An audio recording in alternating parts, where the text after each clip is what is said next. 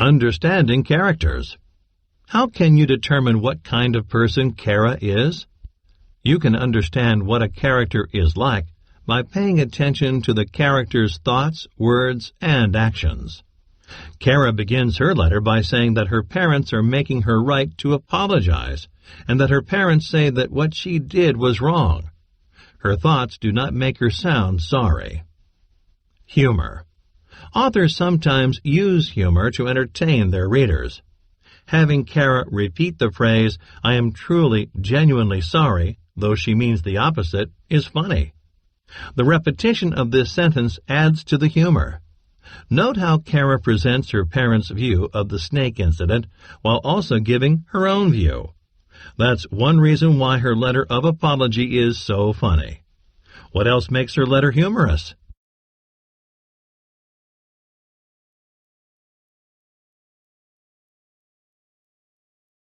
Performance task. Write about reading. Response. How do you think Mr. Winston will react to Kara's apology? Imagine you are Mr. Winston and write a reply to Kara's letter. Tell whether you accept her apology and explain why or why not. Remember to use correct letter form, capitalization, and punctuation. Writing tip. Include facts and details when explaining your reasons for accepting or rejecting Kara's apology. Also, make sure your verb tenses are correct.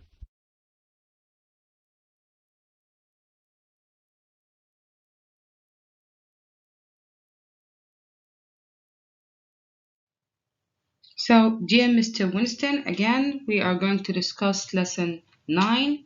Here we are having the story. We need to discuss again, we're going to go about questions and answers in this slideshow. We are going to see how this little girl behaved when she went to the library and why did she go to the library to start with.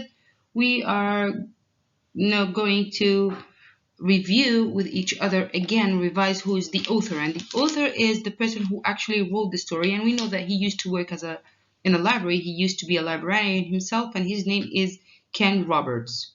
Now the illustrations are done by Andy Hammond, and the illustrations are the drawings that you get to see inside the slide. So there are so many drawings, as you see, a little bit of cartoonish.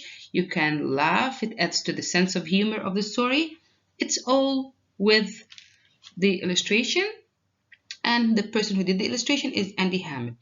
Okay, so let's discuss the John and go from there. Now, dear Mr. Winston, from when I went to the library. So we know that there are two types of characters. We have major characters, we have minor characters. And the major characters are the most important characters that the story is talking about. Here we are having Mr. Winston. Mr. Winston is the major character. We have Kara, a major character, and she said that like a little subtitle complementary to the title itself, from when I went to the library. So obviously Kara decided to go to the library for a reason, and something happened there, and she's going to tell us the story. Now the genre of the story is a realistic fiction. Now realistic fiction is like, again, revising what's a realistic fiction. It's not like a horror story. It's not something that's coming from outer space like a space fiction. No, it's just any type of story that could happen in real life. The setting, the place that's taking place is a real one. It could happen any time, anywhere, with so many places. The characters are most probably real, and the plot itself, the sequence of events, is real. You can find a story that happens in the library, so it comes from real life. So this is why we call it realistic fiction.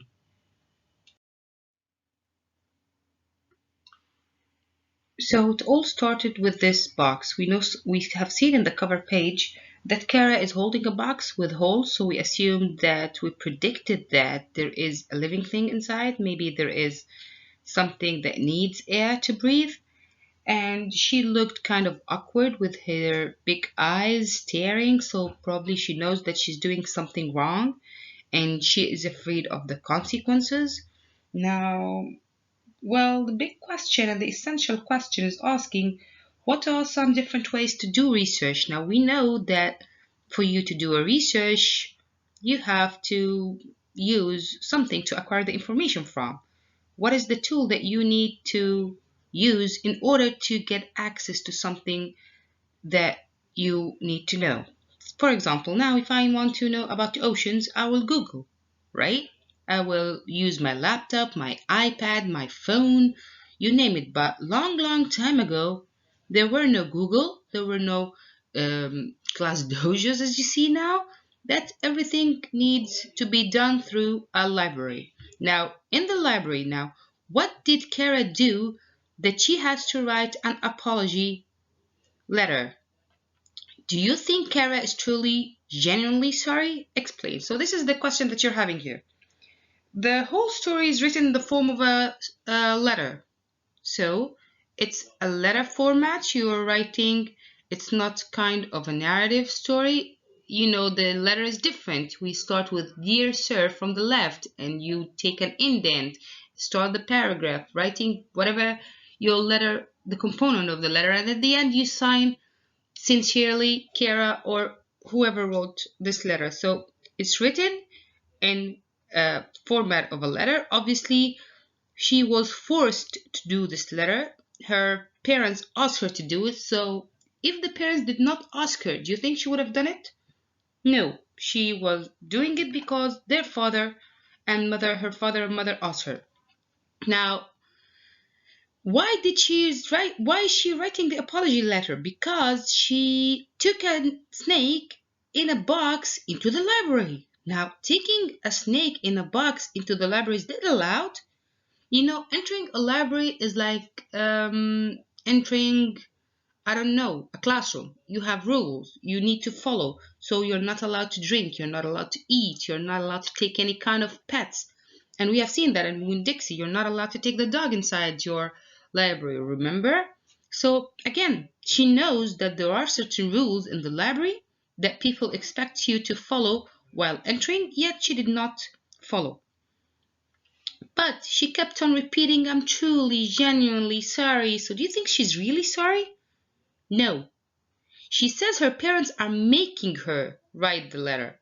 She seems to think that she was right to take the snake into the library. She doesn't mind taking the snake, even though she knows that one of the big rules, no pets, yet she is okay with it. Why not? I need to know what type of snake is it, so I am entitled to take it. So, of course, this is not being sorry. She's just writing a letter. I don't know why, but there must be a reason for it, right? Okay, in this slide, as you see, we were saying that she was forced to write this letter, but we don't know why she took the snake to the library. We know that something big has happened in the library. She is writing a letter. She seems sad about it. If you see her face, she seems sad while writing, so she doesn't actually want to write the letter. She feels like, so what? It's not my problem. I'm not the reason for all this problem. What is the problem? We don't know up till now, but obviously she is not content about writing the letter. Now, if I say Kara is writing the letter, whom am I knowing the most about in the story? Who do you learn most about in the story? Do you see father and mother at the back here of the picture, but do you feel like you know a lot about them? No. Now, I want you to know that any story, in order to happen, you have so many different opinions, and opinions cannot be the same. So, for Mr. Winston, it's forbidden, it's a rule. You know that you shouldn't take the snake or any pet, so you are mistaken. For mom and dad, they know that Kara is in trouble. She has done something bad. She should have followed the rules, but she did not do it, so she needs to apologize in order for them to forgive her. But for Kara, she's a little girl. All she knows about that she bought a new pet and she wants to know about it. And she has no other mean of knowing but going to the library and using one of the big books on the shelf that needs to be inside the library, still on the shelf. She cannot take the book home. So she has different opinion. She knows it's not her mistake. It's probably somebody else. We will know now whose mistake is it, but you need to know that she's not happy and you feel she's saying she's genuinely sorry, but she is not.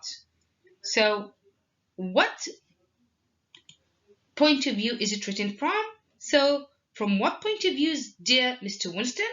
Of course, it's written from the first person point of view because we get to know all about Kara's feeling. Nobody's else but Kara's, okay? Now, how does the point of view in this story compare to the point of view because of Winn-Dixie? And I wrote you because of Winn-Dixie in particular because it has the same setting, which is a library, and probably the same kind of plot because it's about a dog that went to the library. She shouldn't take the dog, or the dog shouldn't have been waiting outside the library, and here Kara took the snake inside the library. So kind of the same setting, realistic fiction. Now, how does the point of view affect your experience of the story's event? You know that you get to know how Kara feels, how she thinks, all about it. So, first person point of view, the evidence of it is, of course, the use of I. She's writing I a lot.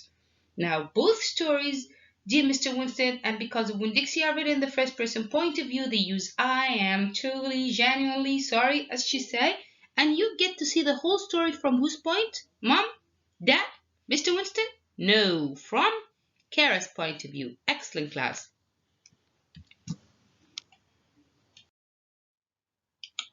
So, if you go to any library, you'll find so many books on the shelf. Some of them are small in size, some of them are big in size, and you'll find these big books, we call them reference books. The reference books are different from the borrow books because you need to keep them on the shelf. You cannot take them home. But any other book, the borrow book, you can take it, borrow it for 2 or 3 days, perhaps a week, go home, read it, and check it and give it back. Now, why is it important to the story that the book Kara wanted to use for her research was a reference book? Now, it is very important because hadn't it been a reference book, she would have just taken any book home and look and search for the snake, what type of snake at home, and she wouldn't have bought this snake and bring it to the library to start with. So yeah, if it wasn't a reference book, the whole story wouldn't have started. Okay? So if the book hadn't been a reference book, she could have checked out the book and take it home. Reference books have to stay inside the library, so she has no other option but to take the snake inside the library to check what type of snake is it. Okay?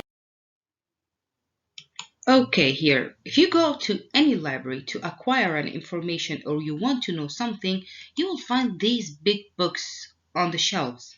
Now, these big books are reference books. What is the meaning of reference book? And what are the most famous books that you get to see as a reference inside a library? Now, big books are, you will see them numerated like this, full of numbers. Each book has a letter, like the most famous encyclopedia is the Britannica one. Encyclopedia Britannica is the most famous you get to acquire any information from. These reference books are only there on the shelf. It's not for you to take home because they are big, they are expensive, they are part of a whole. If you need an information, you go, take it as a reference, use it the whole day in the library, then put it back on the shelf. It's not a borrow book. Now, there is a borrow book which you take like a little story, you take it and read it home and then return it back after a week or so. That's allowed to get out of the library. But these big books, they are not allowed to go out of the library. And obviously she needs one of these books to know what type of snake she's having as a pet. Now, if hadn't she been using this big books as a reference book, of course the story wouldn't have happened, because if she can borrow, if the information that she needs is in any of the borrow books, then she could have simply taken it home, go through it, read it at home, and she wouldn't have taken the snake with her to the library. Okay? Now, what type of books do you see? I told you now we are having, for example, this big book. Now, you are familiar with the dictionary, and you are familiar with the, I'm not sure, are you familiar with the thesaurus? Now, what's a dictionary? A dictionary is where you go to find the word meaning, right? But a thesaurus is a little bit of high level. You go to look for synonyms and you go to look for antonyms. Now, what I was saying about big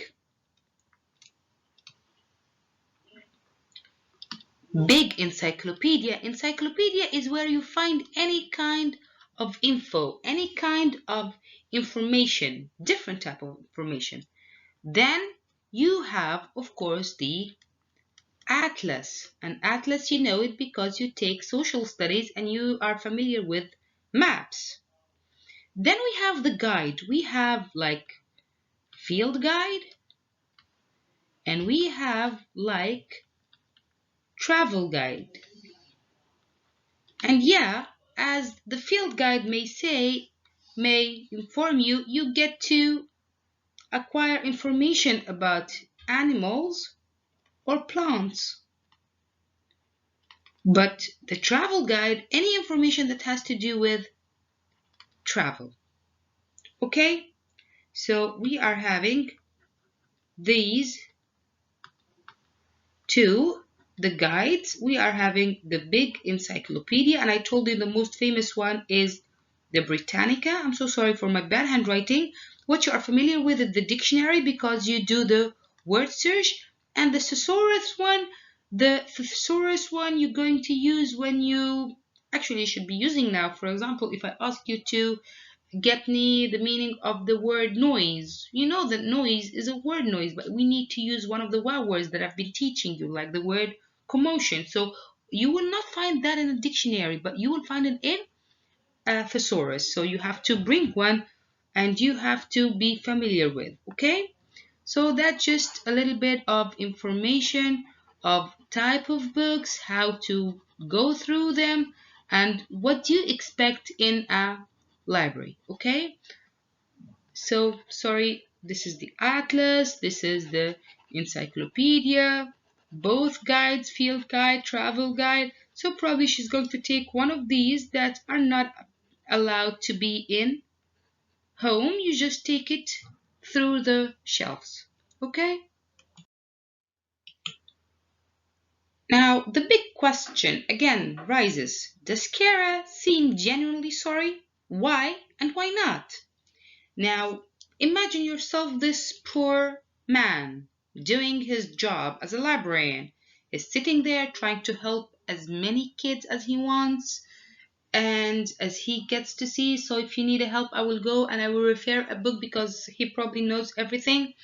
And then Kara came inside with a box and in it a snake. Of course, he doesn't know that. He wouldn't expect that because it's not allowed in the library. It's a rule and he knows it. But then he fainted. Yeah, he was so afraid. Obviously, you get to know from the information that he's afraid of snakes. And Kara doesn't seem to blame him. She seems to blame him because she came to her. Why didn't you come to me? Why didn't you go to any of the other kids who are sitting at the different tables? Why are you coming to me in particular? So Kara, she doesn't seem genuinely sorry. And how do you know that? She makes so many excuses. Like, first, she says that I behaved like that because, so when I say Kara doesn't seem genuinely sorry because she gives so many excuses about her behavior, she seems to blame Mr. Winston for what happened. Now she's saying, okay, listen, Mr. Winston, I got this pet. It's a snake. And I need to know what type of pet is it. So I need to know from the library. How else do you expect me to know? I need to take it in a box to get one of these big books, reference books, open the book, see the picture of the snake, and match it with this in the reference book to know what type of snake to read about. Now, so what is she doing here? She's giving excuses. So I'm sorry, I didn't know that this would happen, but imagine what would I do? I need to know. So if she's doing excuses and defending her point, that means she's not genuinely sorry. And another thing, her parents. Her parents actually are the people who ask her to write the story. Now, Kara says that her parents made her write this letter. She says that the snake wouldn't have gotten away if Mr. Winston hadn't opened the box, and that her only option for doing the research was bringing the snake into the library. So if Mr. Winston didn't come to me, open the box, then apparently the snake wouldn't have escaped. So we know now that the snake escaped. And where did he escape? In the library full of people. Imagine. And she still blames him for opening the box. Why did you open the box? Why did you even come to me? So I don't think she's truly, genuinely sorry, right? Do you think so? Of course not. Now, again, to the same point, the poor man, Mr. Winston, tried to help her. He gave her the book, as you see, a big reference book, Snakes of the World. So he gave her a book that has all the type of snakes. She took the book and she sat, and she tried to find more information about her snake. But then Mr. Winston noticed that there is a box with her, and he knows that nothing is allowed to be inside the library, so he's probably thinking, okay, what might be inside this box? So I would say, no, you're not allowed to take it. But when he opened the box, he didn't know that he would find a snake. Now, Kara presents in the letter her parents' point of view because she doesn't want to apologize. She doesn't want to say sorry. So she's presenting whose point of view? Her parents, mom and dad, who actually asked her to write the letter, because if you did not write a letter, apology letter, you're not going to watch Galactic Patrol, her favorite show. And she is confused. What is the show has to do anything with this letter? Why are they behaving like this? Now, do you think both opinions are the same? Of course not. They are not the same. So Kara's parents' opinion is that she did something wrong and she needs to apologize. But Kara's opinion is different. She thinks that Mr. Winston is to be blamed because he opened the box and he came to her. And she has nothing to do with it because she only wanted to do a research. So obviously we have two different point of views and they are different from each other. Okay? Now, in this slide, we will see the animal that causes all the problems. Now, here's the most famous, funniest looking snake. He adds to the humor, right, of the story. Now, this snake is the reason for all the problems because, obviously, who's very afraid of snakes? Kara? No, not Kara, of course. It's Mr. Winston. Now, Kara makes excuses for her behavior. Now, where in the text do you get that? Now, text evidence is so important. This is a talent that you need to develop by reading, okay? So you need to refer to your book page 266, and you need to get out the words that shows that she is actually making excuses. She doesn't seem truly, genuinely sorry, right? So where exactly are you going to find this? Yeah, here. Now, Kara says that she did not ask for help. I don't want you to help me. So that's an excuse. She's blaming Mr. Winston for trying to help her, which, by the way, is his job because he's a librarian. And she didn't mean for Mr. Winston to see the snake. Now, to see that's another excuse. She doesn't want him to see the snake. She seems to blame Mr. Winston for ignoring all the people in the library who needed his help, when she did not need his help. She says the snake was harmless, and how did Mr. Winston know that there would be a snake inside? How would he have known that? He had no other option of knowing. And Kara doesn't know that perhaps Mr. Winston had been in the library for a long time. All these people has been in the library for a long time and he helped them all, and the only newcomer is Kara, so probably he's doing his job. So I think Mr. Winston is an excellent librarian. He's trying to help as much as possible by helping everybody. So probably he helped everyone in the library because they came first, first come, first serve. And Kara came later, so he was trying to offer her the same help that he offers others. But from Kara's point of view, why did you come to me? Go to them. I don't need your help. So she's making excuses that it's all his problem, not hers in the first place, bringing the snake in. Now, here, you see the box she's trying to open, and here is the smiley little face of a snake. Of course, when you talk about snakes, you don't get to see them smiling, right? If tell you the snake, like the cobra inside the big book, he doesn't sound friendly, right? But the snake inside the box sounds friendly. So it adds to the humor of the story. And when I say humor, I say the funny part of the story, okay? We explained that before. Now, I want you just to think about it. This slide is just making you think of, okay, how is the way the author tells the story is humorous? Now, we all know that we talked about humor, but how is it humorous? How does it make it funny? What is making it funny? Think about the repetition of I'm truly, genuinely sorry. I'm truly, genuinely sorry. So it's like, when you did a mistake and somebody asks you to apologize and you don't want to apologize, so you keep repeating I'm sorry, but you're not actually sorry. You just want to shush the person in front of you. So it's the same thing. Okay? And of course the illustration here shows how funny this small little snake looks like. So think about it. Throughout this selection, throughout this reading, the reader finds more and more details about what exactly is happening instead of learning what happened in order. The reader learns surprisingly new details indirectly through what Kara writes to Mr. Winston. This makes the story funny because I'm not telling you the story from the beginning.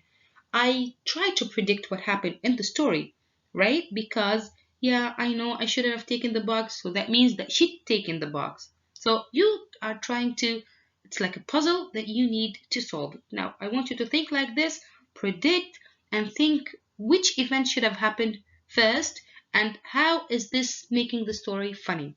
Okay? Okay, here is poor Mr. Winston. He fell to the ground. He was so horrified. But first, tell me the feeling of Kara. How Kara feels about the snake. And again, what text evidence supports your conclusion? So, of course, Kara seems to care about the snake, right?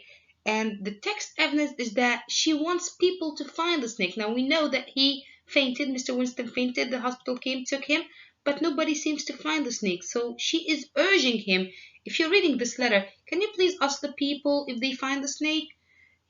She wants to know if it's all right, if the snake is all right. So I really want to check if the snake is fine or not. So that shows that she really cares about him. So take care of the two parts of the question. You need to answer from your opinion. How do you feel? How do you think Kara feels? And of course, she cares about the snake. Now, how do you know that? Because she asked Mr. Winston to actually look for the snake or ask people to look for it. Okay? Now here, from what you know about Mr. Winston and these two snakes, how does he feel? Now, how do you think he might react to what Kara says in the last two paragraphs of page 269? Now you need to refer back to these two pages and you need to think of how would Mr. Winston feel. First, he opened the box, he saw the snake, he fainted, and he doesn't know what happened to him. But in these two paragraphs, Kara actually explains to him, saying, "Did you know that you broke out in a rash after you fainted?" So she's explaining how he physically felt when he fainted. I think maybe you didn't touch something. Maybe when you were lying on the floor, that snake slithered over you and touched you. Did you know that snake skin feels dry, not wet, and slimy at all? So here, from what you know of Mr. Winston, he's afraid of snakes. So do you think writing an apology letter saying, "Oh my God, you did not know, you all went in rash and maybe the snake slithered, sneaked out inside of you," do you think that would have helped him? That would make him feel better? Of course not. So probably Mr. Winston is likely to be very upset, very sad, because Kara suggested that the snake might have touched him, or the snake might even be in his clothes and the hospital didn't know it.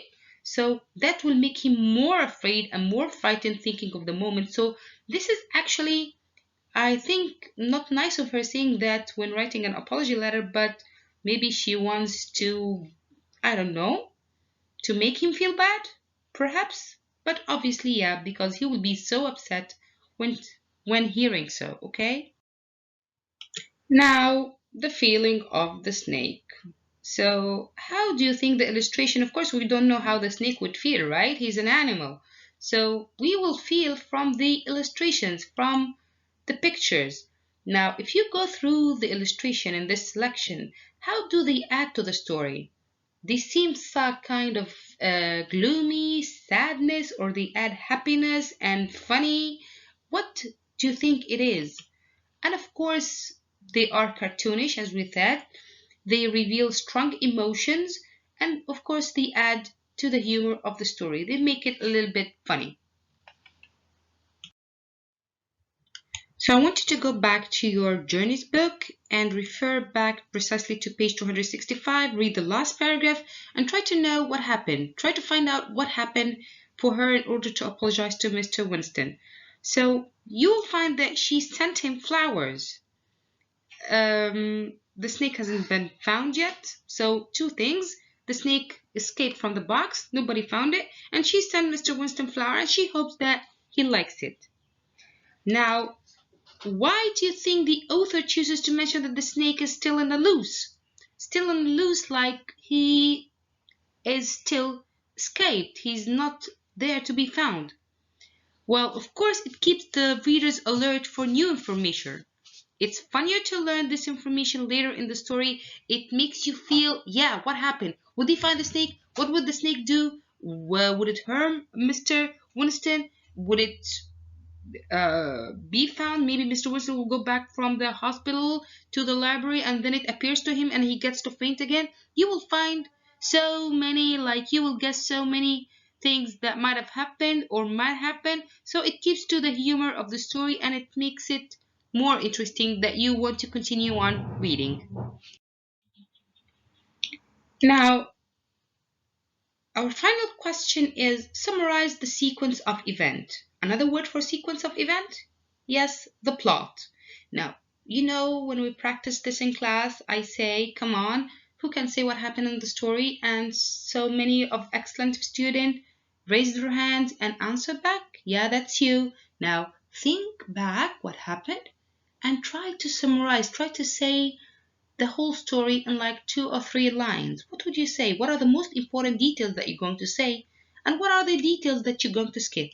Now, perhaps this picture will help you because he's a main character, major character, Mr. Winston, and another major character, Kara, and the cause of the problem, which is the snake. Give you 1 minute to think of it. Yes, correct. Now, Kara brings a snake in a box into the library. She's trying to compare the snake with the photos of the snake in the reference book. Mr. Winston insists on looking inside the box. He wants to know what's inside. He picked up the box, opens it, screams, and faints. What do you think of that? I think that's an excellent summarizing, right? So before listening to the next slide, I just want to discuss it with you first, okay? We've been talking about humor, humor, humor. Where is the humor? What is the sentence that picks up your attention and makes it a little bit funny? Yeah, right. That's I'm truly, genuinely sorry. Now, author sometimes use humor to entertain the readers. Now, you want to know what happened because it's a little bit funny to know that there's a snake. He slithered inside Mr. Winston. He's probably not inside now. We don't know where he is. And saying and repeating the phrase, I'm truly, genuinely sorry. Of course, when I mean the opposite, that makes it funny, right? Because I'm truly, genuinely sorry. But she is not sorry. So she's just writing the letter to present her parents' point of view, not hers. And obviously she is a very strong girl who has opinion, and she's trying to defend her opinion and to show her point of view while presenting her parents. That's so clever of her.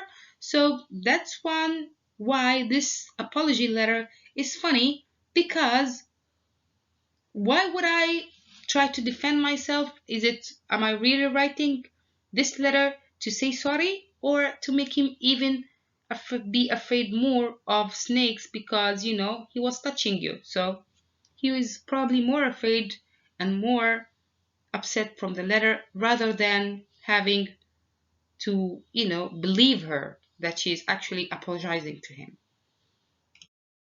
So to wrap up, what we needed this lesson, we needed the journeys book, we needed the reader's notebook, and there is a task to be done tomorrow. Okay? So what we have taken so far, we have discussed the question of the whole story, the whole questions of the whole story.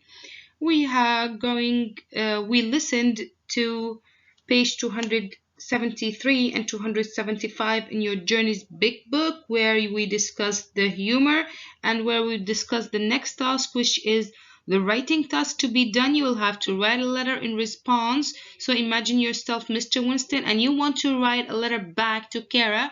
I don't know what we would be thinking of. It's your letter. You need to write it, and you need to do this on Thursday.